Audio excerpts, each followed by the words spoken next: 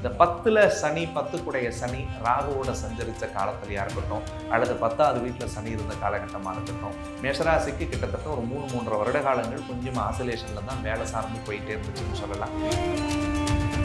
சுகஸ்தானத்தில் குரு பகவான் உச்சமடைகிறது அப்படின்றது மிகச்சிறந்த மாற்றங்களை ஏற்படுத்தக்கூடியதாக இருக்கும். ஆஃபீஸ்லேயே கூட கொஞ்சம் நேரம் படுத்து தூங்கலாமான்னு தோணுதுன்ற அளவுக்கான அழுத்தங்களை அனுபவித்த மேஷராசிக்கு வீட்டில் நிம்மதியும் அமைதியும் சந்தோஷமும் தெளிவும் கிடைக்கக்கூடிய காலமாக இருக்கும். 3ல் குரு மறைஞ்சிருந்ததை விட 4ஆம் இடத்தில் குரு உச்சமடைகிறது மேஷராசிக்கு ரொம்பவே ஒரு அற்புதமான காலம்.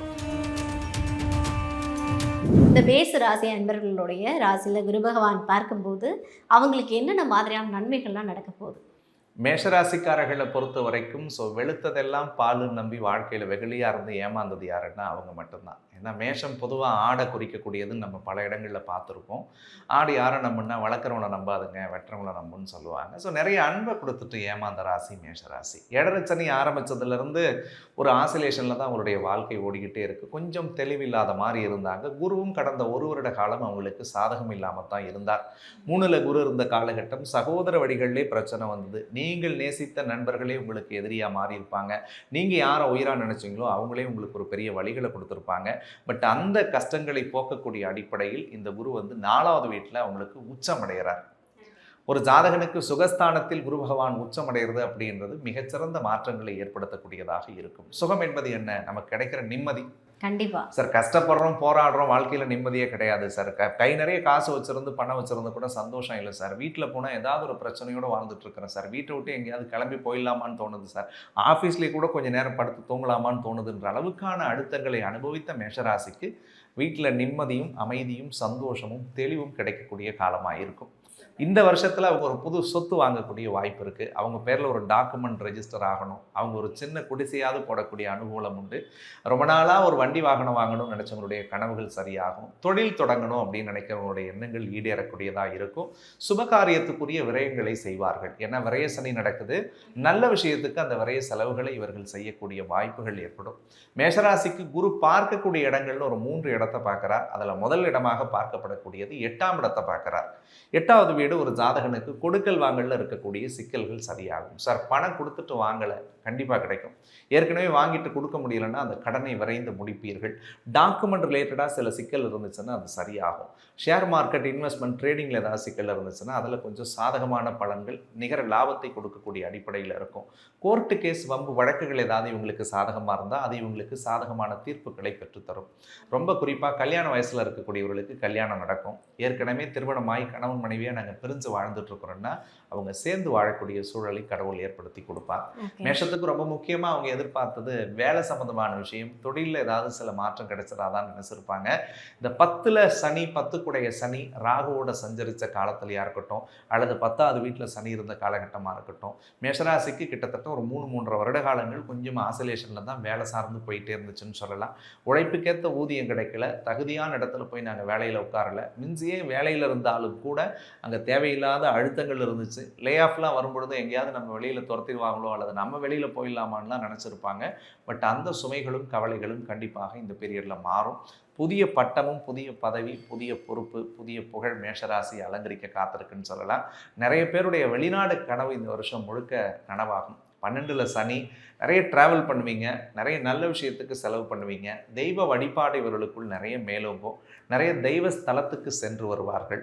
ஒட்டுமொத்தத்தில் 3ல் குரு மறைஞ்சிருந்ததை விட 4ஆம் இடத்தில் குரு உச்சமடைகிறது மேஷராசிக்கு ரொம்பவே ஒரு அற்புதமான காலம்.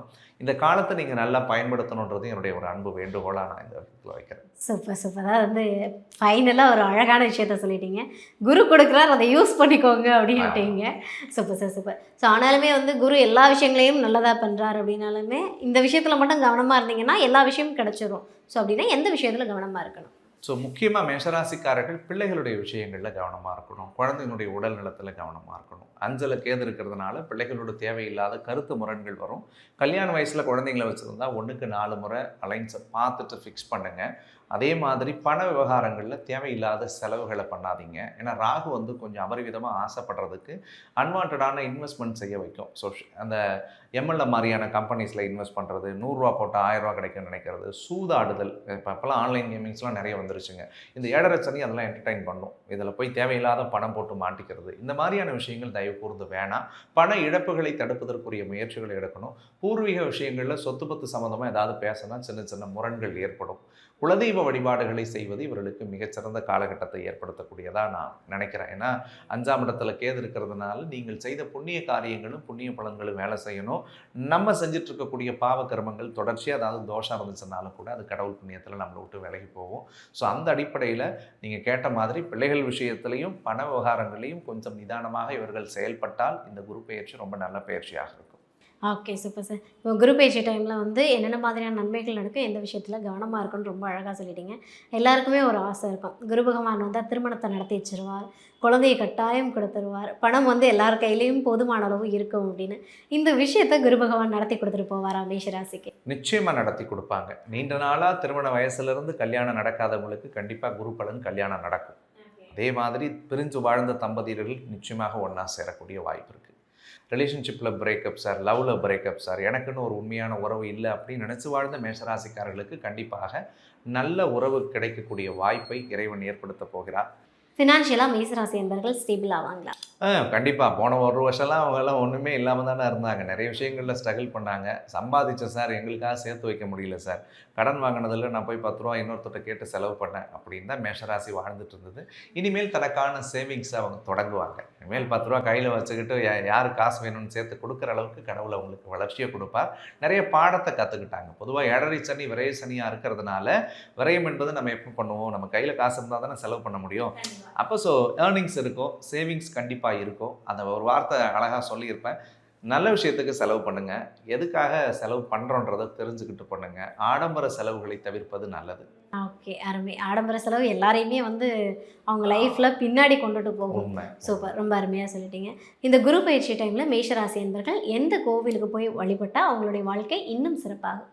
மேஷராசிக்காரர்களை பொறுத்த வரைக்கும் முருகப்பெருமானுடைய வழிபாடு அவருடைய வாழ்க்கைக்கு ஒரு மிகப்பெரிய திருப்பத்தை தரக்கூடிய அடிப்படையில் இருக்கும். ஸோ மனசுக்கு பிடிச்ச முருகன் கோவில் எங்கே இருந்தாலும் அந்த முருகப்பெருமான அறுமுக தீபம் ஏற்றி 6 அகல் விளக்குகளை கிழக்கு பார்த்து திரி இருக்கிற மாதிரி ஏற்றி வச்சு, முருகா இந்த குரு பெயர்ச்சியில் கடவுள் எங்கள் வாழ்க்கைக்கு ஒரு பெரிய மாற்றம், திருப்பம், சந்தோஷம் வரணும்னு மனசார கேளுங்க. 7.5 சனி நடக்கிறதுனால முடிஞ்ச வரைக்கும் தர்ம பலன்களை செய்வதற்கு முயற்சி பண்ணுங்கள். தான தர்மங்களை செய்கிறது ரொம்ப நல்லது. இது கமர்ஷியலாக நான் உங்ககிட்ட பதிவு பண்ணல. நீங்கள் செய்யக்கூடிய புண்ணிய பலன்களுக்கு ஏற்ப இந்த 7.5 சனியினுடைய பாவ பலன்கள் குறையும். ஸோ முடிஞ்ச வரைக்கும் உங்களால் முடிஞ்ச சின்ன சின்ன உதவிகளை பண்ணுங்கள். தர்மம் பண்ணணும்னா பெரிய பணங்காசு செலவு பண்ணி பண்ணணும்னு இல்லை. முடியாத ஒருத்தவங்களுக்கு ஒரு வேளை சாப்பாடு நீங்கள் வாங்கி கொடுத்தாலும் சந்தோஷம்தான். அல்லது ஒரு கோயில் வளத்துக்கு போகும்போது கூட ஒரு சாக்லேட் வாங்கிட்டு போய் 10 குழந்தைங்களுக்கு கொடுங்க.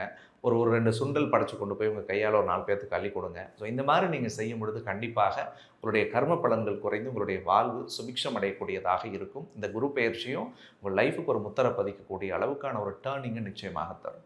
அருமை, அருமை சார். ஒரு விஷயம் சொல்லுவாங்க, நம்ம செய்கிற பாவமோ புண்ணியமோ நம்மளையே தான் செய்கிறோம், அது வேறு யாருக்கும் போகாது அப்படின்ட்டு. ஸோ புண்ணியம் பண்ணாலே போதும், மேஷராசி என்பவர்களுக்கு எல்லாமே தன்னால் கிடைக்கும் அப்படின்னு ரொம்ப அற்புதமான பலன்கள் சொல்லியிருக்கீங்க. Thank you sir. நன்றி.